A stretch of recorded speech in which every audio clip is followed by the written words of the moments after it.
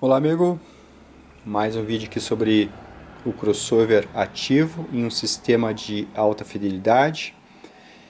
Esse vídeo aqui vai ser um vídeo meio que sobre conclusões, sobre vantagens e desvantagens do crossover ativo em relação ao passivo e vice-versa, né, do passivo em relação ao ativo. Eu pude fazer vários testes, vários vídeos enquanto esse aparelho estava aqui emprestado comigo.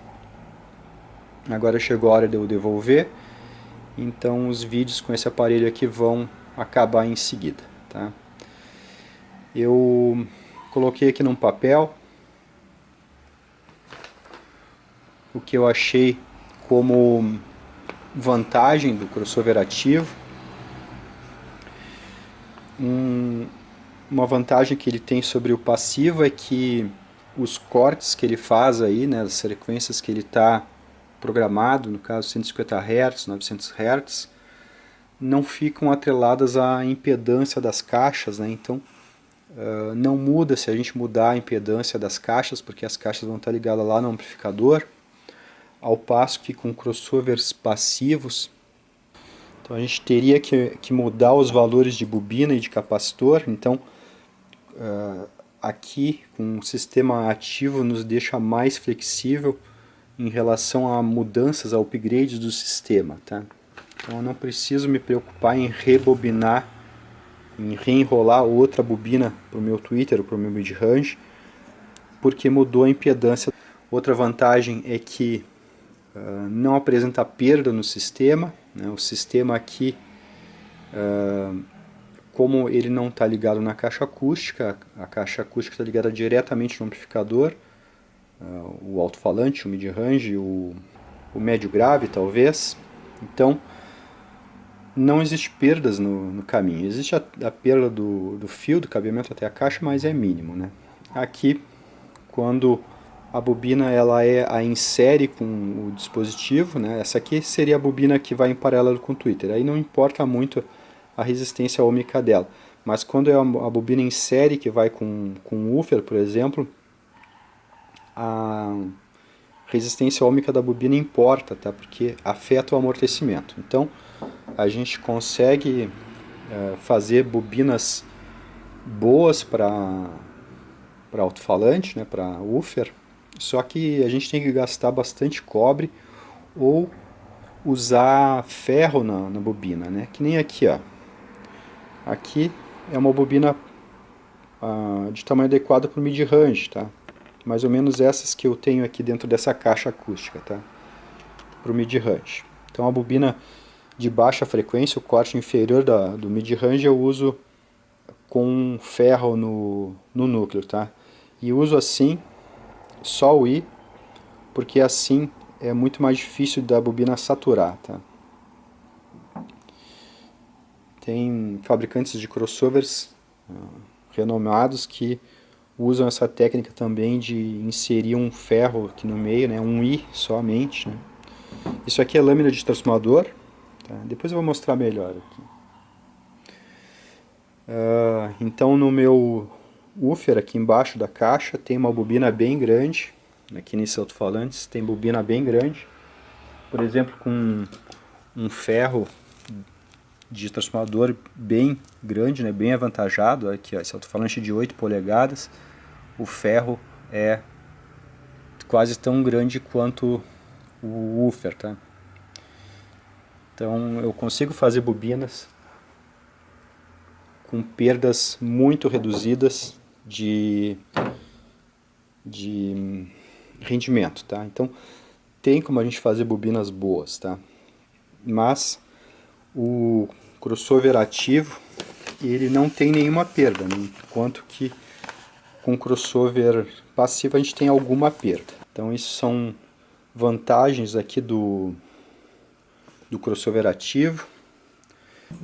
Então como desvantagem eu mostrei já no primeiro vídeo, onde eu montei o sistema, é a fiação atrás do amplificador, tá?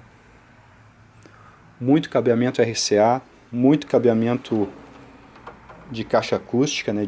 Muito lugar para dar mau contato. muito fio para administrar ali atrás, tá? Então, outro detalhe que eu vejo como desvantagem é o espaço que o sistema ativo ocupa. Então, praticamente eu cheguei na altura da TV ali, né? Claro que eu poderia botar de 2 em 2 aqui em cima, espalhar eles, né? 2 amplificadores do lado de cá, 2 do lado de cá. Mas eu preferi fazer assim, até porque eu tenho outras coisas aqui. Então, dá para notar aí que o sistema ficou muito espaçoso. É notável aí que tem que usar mais amplificadores, enquanto que com um crossover passivo, tá, eu consigo fazer tudo com um amplificador só. As perdas que acontecem ali na bobina são da ordem de 1, 2 watts, tá? É perda bem pequena. O amplificador, um só amplificador, dá conta de tudo, né? E a gente passa por cima dessas perdas que acontecem nessas bobinas. 1, 2 watts aí, o amplificador tem 107 watts em 8 ohms. Então é só a gente compensar, né, um pouquinho. E também 1, 2 watts em 107 é praticamente nada, né? Então não temos que se preocupar muito com o detalhe das perdas no crossover passivo, né? Outro detalhe que eu anotei aqui é o consumo de energia, né? Eu vou ter aí 4 amplificadores para serem alimentados. Então cada um deles tem os circuitos que se mantêm quentes. Só de estarem ligados, né, cada um desses consome lá uns 15 watts, 17 watts de potência, né? Outra desvantagem que eu anotei aqui para o crossover ativo, né, é que pela divisão do tempo de cada faixa dessas na música, então, por exemplo, aqui a faixa de graves, tá? Ela ocupa bastante tempo na música, né? A faixa aqui de médio graves ocupa um pouco menos de tempo.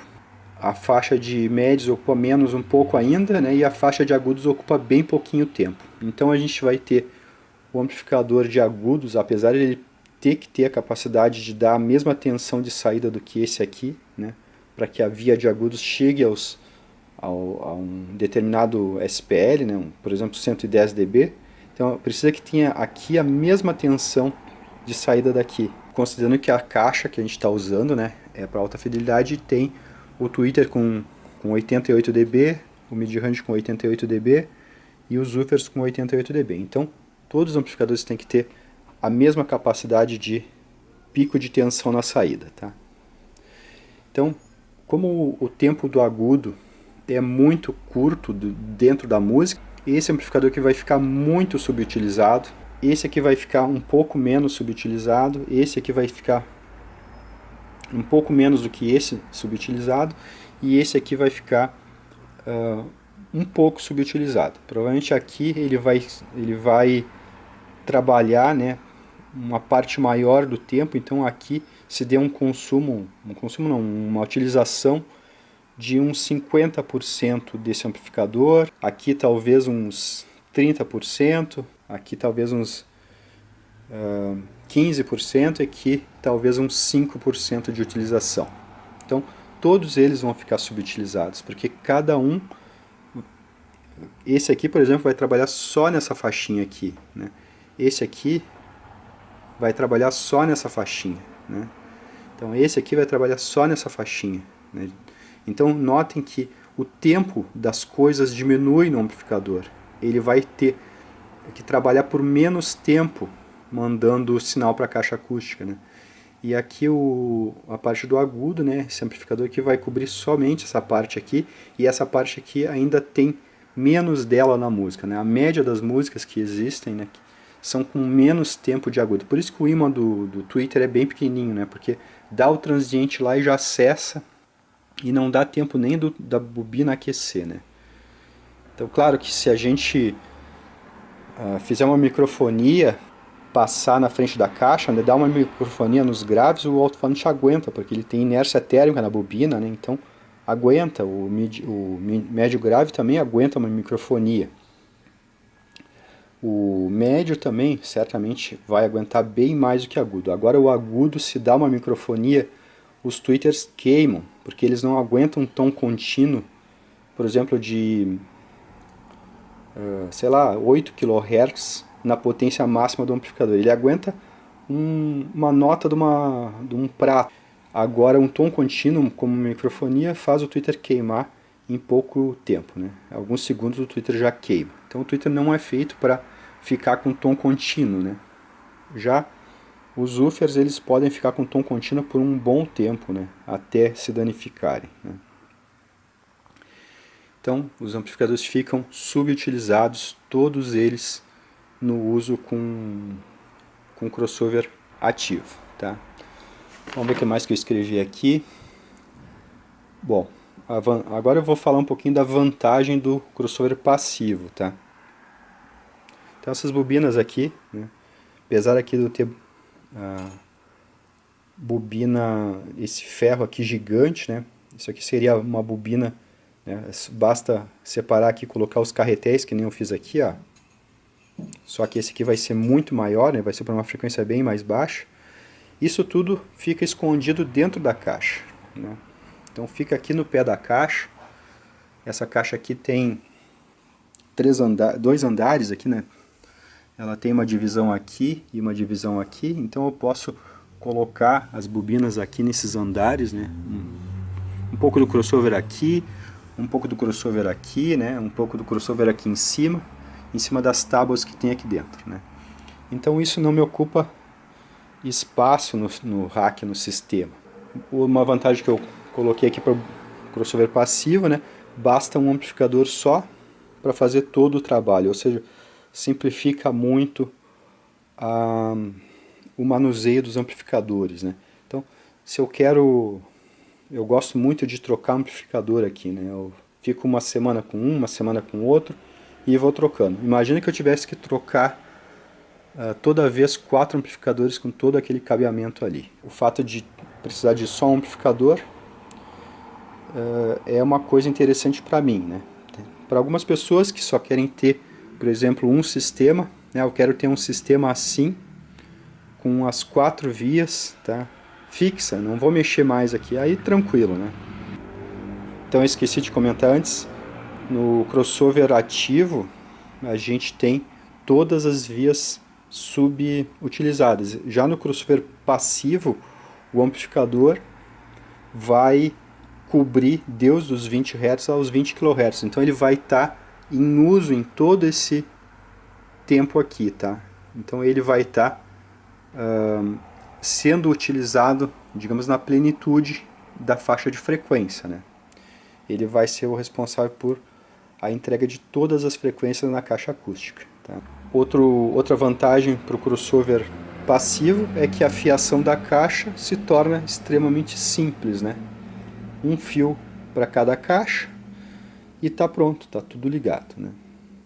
Então não precisamos ter um monte de condutores para a caixa acústica. Vamos ver aqui outros detalhes que eu escrevi. Bom, desvantagem então do crossover passivo, tá? Eu escrevi aqui perdas, tá? Então tem um pouco de perda, isso é natural, né? Porque o sinal passa nessas bobinas, nesses capacitores. O capacitor não é tanto, mas a bobina tem uma resistência ôhmica. Por exemplo, essa aqui que eu enrolei, ó, é uma bobina com 0,29 ohms, tá? Então vai, comparado com os 8 ohms do alto-falante ou do tweeter, vai ter algum tipo de perda, né, por resistência ôhmica, tá? Tem as bobinas que vão em série com o dispositivo, com o tweeter, né, e o mid-range, por exemplo, e tem as bobinas que vão em série, tá? Então as bobinas que vão em série a gente tem que caprichar, fazer com fio bem grosso. As bobinas que eu ligo em paralelo com os tweeter, com o mid-range, eu faço com esse fio aqui, porque a bobina que vai em paralelo não importa tanto a impedância dela, a resistência ôhmica dela. Mas a bobina que eu faço para ligar em série com alto-falante, por exemplo, com woofer, eu uso o fio 14, né, um fio bem grosso, difícil até de dobrar. nos carretéis, né? Para mim ter uma bobina com uma baixíssima resistência ômica. E eu uso o ferro aqui para poder não precisar enrolar muitas voltas de fio para fazer o crossover, tá? Então a gente tem que ter esses cuidados e a gente vai minimizar essas perdas, né? Então, pelo que eu entendo, pelo que eu vi, as nossas caixas brasileiras, eu diria que pouquíssimas têm um crossover decente dentro. Além de sofrer com o fato das caixas não conseguirem tocar corretamente a parte dos graves, a gente ainda tem a parte que o crossover é mal feito. Ou seja, muitas vezes é um capacitor só, muitas vezes a bobina que colocam com um woofer, né, com alto-falante, que deveria ser bem grossa e bem grande o fio, no caso a bobina bem grande, com um fio bem grosso para ter uma resistência ômica bem baixa, é um fio bem fininho, enrolado num pedaço de ferrite que causa um monte de distorção. O crossover passivo, ele pode ser muito, muito bom, né, ou muito, muito ruim. Né? Um dos crossovers que a gente viveu aqui no Brasil eram mais para ruins, tá? Não eram crossovers bons, infelizmente, né? Crossover com capacitor eletrolítico, isso não pode, né? Tem que ser tudo de poliéster. Então, a grande parte das caixas que a gente vê aí, né, caixas boas que eram caixas caras, vem com capacitor eletrolítico dentro, né? Se vê caixas com capacitores polarizados dentro, né, ligados na via de AC, né, de via de sinal. Então, é óbvio que aqueles capacitores vão inchar, né, que vão se deteriorar. Então, se vê muita aberração em crossover feito no Brasil. Tá? Deixa eu ver outra desvantagem aqui. A outra desvantagem, né, que é ao contrário da vantagem desse aqui, é que eu preciso trocar as bobinas e os capacitores se eu trocar a impedância do meu driver, né, do meu mid-range, do meu alto-falante, né, do meu tweeter. Então cada vez que eu mexo aqui, então se eu trocar aqui o meu tweeter e a impedância do que eu colocar aqui for muito diferente do meu tweeter anterior, eu vou acabar alterando o corte, ou seja, o corte que devia ser em 5K vai acabar caindo em 4, vai acabar caindo em 6, dependendo da impedância que eu colocar ali. O detalhe que todos eles, tanto os ativos quanto os passivos, acabam atrasando e adiantando a fase, né? Então o crossover ativo não tem vantagem sobre o passivo na questão da distorção de fase, né? Então, a distorção de fase acaba acontecendo nos dois crossovers. A gente não tem como se livrar dessa distorção de fase. Então, um crossover ativo defasa a onda igualmente a um crossover passivo. Tá? Não é uma vantagem o uso do ativo nesse sentido. Né? Não vai resolver o problema da defasagem. Né? Então, por isso que no meu projeto lá, que eu fiz no papel, para alta fidelidade eu defini, eu queria só 2 cortes, então eu deixei de 20 Hz a 900, né? E de 900 a 6K e depois 6K em diante, justamente para a gente cair fora de um corte, para não ter problema de defasagem, pelo menos aqui nesse ponto, né? Então, o ideal seria uma via, um alto-falante, um full range, que conseguisse tocar tudo isso aqui, né, com perfeição, com graves profundos e com agudos cristalinos, né, agudos bem fininhos, aqueles que todo mundo procura. Mas como é muito difícil, né, e seria bem caro um dispositivo assim, a gente pode pensar em 2 vias, tá? Mas também um alto-falante que desça bastante, que consiga subir até aqui, né, por exemplo, até uns 2K, né, e um tweeter que começasse a reproduzir bem em 2K. Isso é muito difícil de fazer esse casamento, né? Então, popularmente o que dá para fazer 3 vias, tá? Então, aqui seria 3 vias, eu desliguei aqui, a gente fica com 3 vias, tá? Então, 2 cortes são 3 vias, né? Então, caímos no 3 vias, tá? Se der para evitar ir para 4 vias, é melhor, né? Porque aí a gente não vai ter esse ponto de cruzamento aqui, ó. Então, aqui a gente sabe que tem distorção aqui nesse cruzamento e aqui nesse cruzamento, né? Se a gente puder evitar um, melhor, né? Então, como eu falo, a gente trabalhar com 4 cortes na caixa acústica, né? Quer dizer, a gente trabalhar com 3 cortes na caixa acústica não é uma coisa que seja muito ruim, não é ruim, tá? É melhor a gente trabalhar com 2 cortes, né? Melhor ainda seria trabalhar com 1 corte. E o melhor de tudo é trabalhar sem nenhum corte, tá? Mas como a gente não consegue, a gente tem que fazer corte, né? Porque nossos dispositivos tweeters alto-falantes não suportam as frequências mais baixas do que eles foram feitos, né? O tweeter não suporta daqui para cá. O mid-range aqui não suporta daqui para cá. O mid-bass aqui não suporta daqui para cá. O sub, o woofer, né? Ele suportaria toda a faixa, né? Ele não queima. O que acontece é que os dispositivos danificam por causa da frequência mais baixa do que eles foram feitos, não da mais alta. Eu posso colocar frequência mais alta num tweeter, ele não vai queimar, tá? Mas eu não posso colocar a frequência mais baixa, né?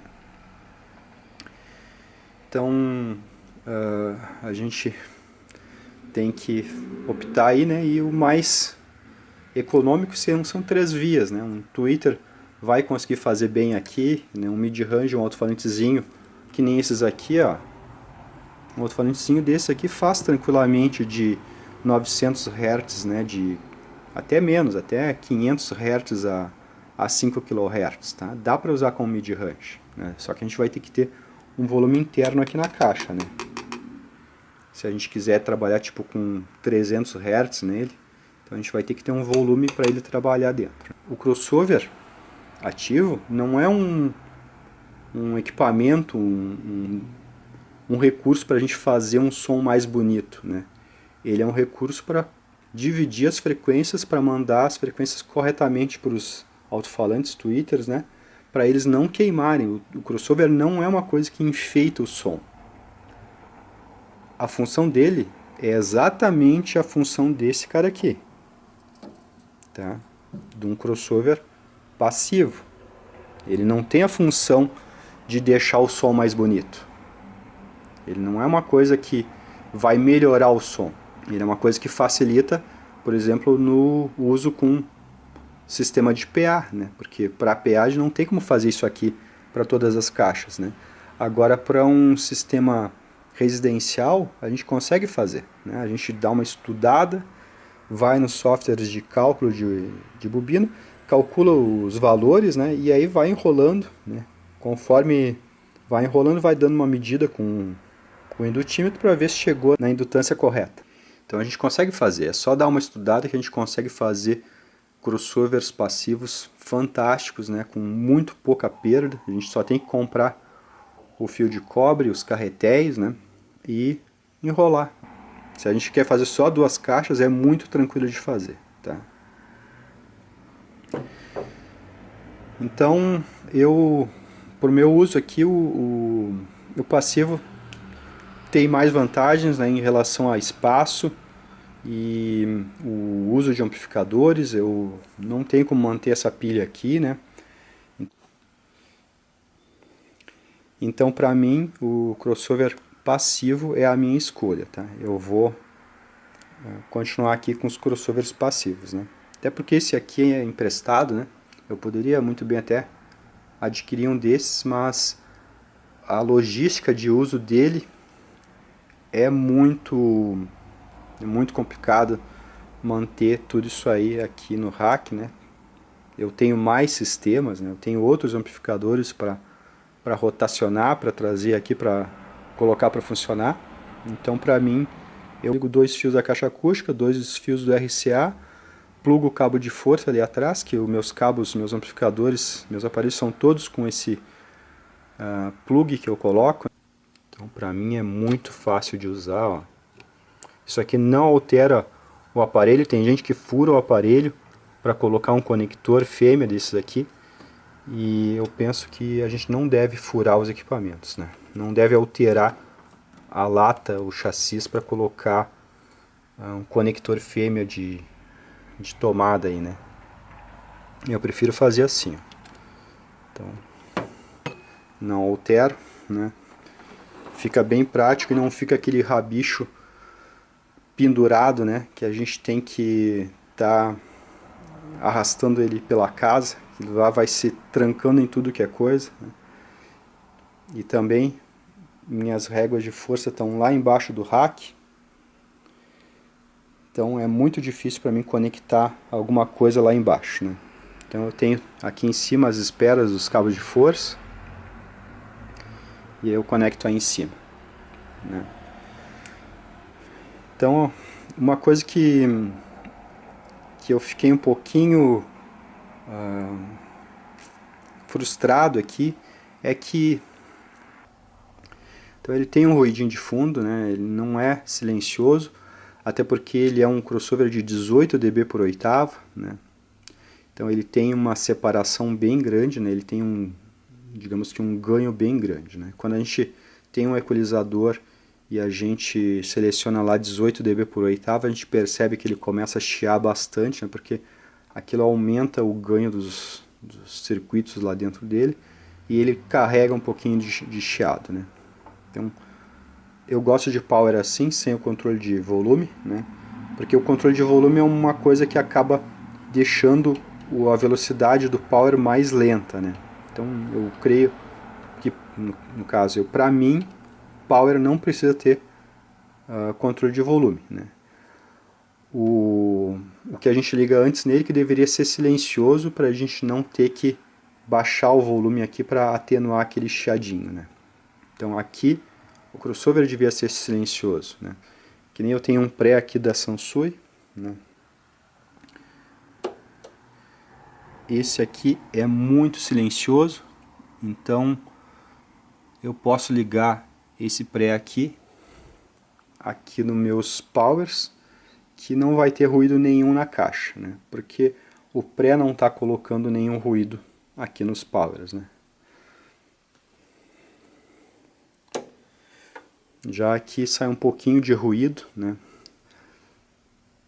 Para som de PA, né, não tem problema nenhum esse ruído. Mas para residencial, se a gente quer alta fidelidade, já começa a incomodar um pouquinho, tá? Eu não trabalhei em cima desse ruído para ver se dá para resolver, né? É baixinho, não é muita coisa, mas ele é perceptível, tá? Vou tentar chegar perto da caixa aqui para mostrar. Não sei se vai dar para perceber. Tá. Então tem esse detalhezinho, né, que o crossover passivo nunca vai ter esse tipo de problema. Ele não insere nenhum ruído, né? Quanto ao som, né, é a mesma coisa. Eles são dispositivos para filtrar, né, então não muda, tá? Uma vantagem aqui é um corte bem acentuado de 18 dB por oitava, né? Para mim fazer isso com crossover passivo eu tenho que fazer mais bobinas, né? E usar mais capacitores, né? Então uma vantagem é se conseguir um corte bem abrupto, né? De 18 dB, né? Facilmente aqui, né? Com crossover ativo, né? Com o passivo, né? Eu teria que gastar muito mais tempo enrolando bobinas, né? E usando mais capacitores aí para chegar no mesmo corte, né? Dá para chegar em 24 dB por oitava também num crossover passivo, tá? Só que tipo para o Twitter seriam duas bobinas, se eu não me engano, e dois capacitores. E para o mid-range seriam, acho que 4 bobinas e 4 capacitores, tá? Então vai complicando muito, né? Conforme a gente quer aumentar a oitava, né, do crossover passivo. Vai complicando mais, né? A gente vai ter que gastar muito mais fio. Mas os alto-falantes, os tweeters que a gente tem aí, já trabalham muito bem com um crossover de 12 dB por oitava, né? Que é um capacitor e uma bobina. Tá? Então, com 12 decibéis por oitava, a gente já consegue trabalhar com praticamente tudo que tem no mercado aí de tweeter e mid-range e mid-bass. Tá? Existem alguns tweeters especiais que pedem um crossover de 18 dB por oitava, né? Então, existem casos especiais, né? Se fosse o caso da gente usar no passivo, então teria que construir um crossover de 18 dB por oitava, né? Então, são essas aí minhas considerações, né, sobre esse sistema. Né? O som não muda, é a mesma coisa, tá? Não faz milagre, né? Faz milagre num PA. No sistema de PA, a gente tem um milagre acontecendo, que é esse aparelho aqui, né? Porque usar isso aqui num PA é inviável, né? Dividir as frequências de um PA com centenas de alto-falantes, com bobinas e capacitores, é inviável, né?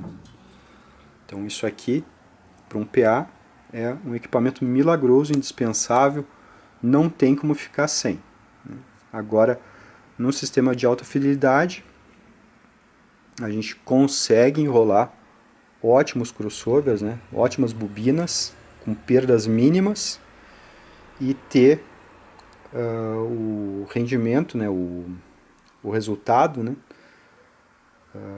Igual aqui, né? No sentido do corte, né? O corte a gente vai conseguir fazer igual, porém vai ter sempre uma certa perdinha, né? A perda a gente dá um grauzinho mais no knob do volume, né? Que é bem pouquinho, em 100 watts, né? Uma perda aí de 2 watts aí numa bobina não faz diferença, né? A gente vai ter que aumentar bem pouquinho aqui para compensar isso, né? Então, e se faltar potência também, troca de amplificador, né? Então eu penso isso, tá? Para mim, o crossover passivo já resolve tudo, né? Ele tem os problemas de defasagem igual do ativo, né? E para mim acaba tendo mais vantagens pelo espaço e pela logística aqui do cabeamento, né? Então é isso aí, um abraço.